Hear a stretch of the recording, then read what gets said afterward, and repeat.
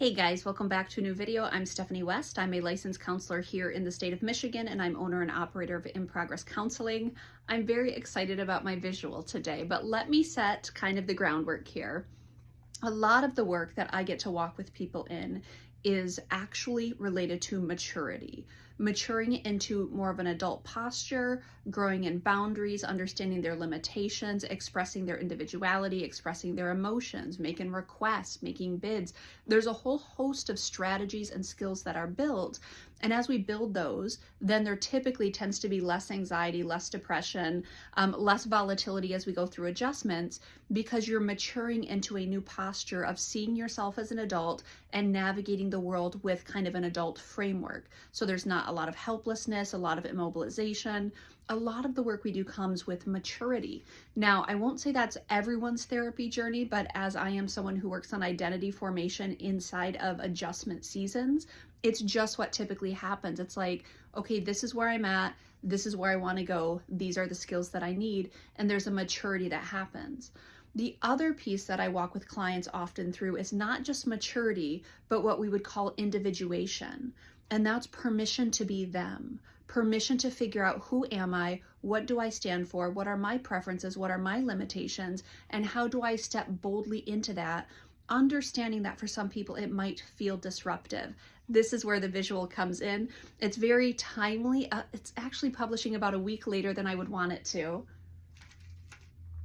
But look at these peeps, right? So let's use the analogy of you are hanging out with your peeps. You're hanging out with your family of origin, and there's this kind of copy paste job going on where you all kind of look the same, act the same, believe the same. The work that we do is individuating. So we take you in therapy and we work on being strong enough to actually separate from the copy paste that's going on, kind of the repetitive that's going on. And we say, hey, what would it look like to stand over here and to be sturdy and to be not on your own as an isolated, but on your own, understanding that I belong, I'm one of, but I'm also different than. And some people will protest that. Some people will say, well, you're not one of us. You're making things too hard, or you're changing too much, or it's different than it used to be. And it's like, right, because when I was young, this made sense. This was a context that certainly was to my advantage to be one of and to try to fit in. But growing up means I don't have to worry about fitting in anymore, because as I grow in skills, I'm allowed to stand over here. I'm still one of you. I'm still one of your peeps.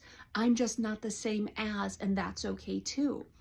And so a lot of the work that I do is working with people in that tension of separating and still being okay, and trying to speak into this particular family of origin, saying, I'm still here, I'm still okay, I'm still one of us, I'm just different than, and can we all be okay with that?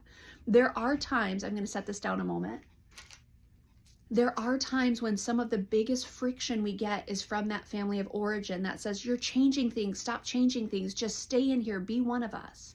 And what I have to walk with clients through is that's a normal desire, because your change might actually prompt them towards discomfort in their own life. So it makes sense that others might want you to stay where you're at.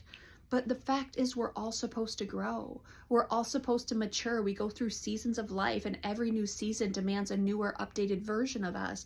That is the right and proper order of things. And so if you're in a season of distress because you're trying to individuate, you're trying to pull away, but the group is saying, no, stay here, be one of us. That's normal. Yet that is something we can work on. Individuating doesn't mean we're different than, or we're isolated. Wait, it does mean we're different than. I already said that. It means we're going to separate, and we can all still be okay, because I'm not rejecting anything. And I also don't want to be rejected by you just because I'm not a copy-paste job of our family.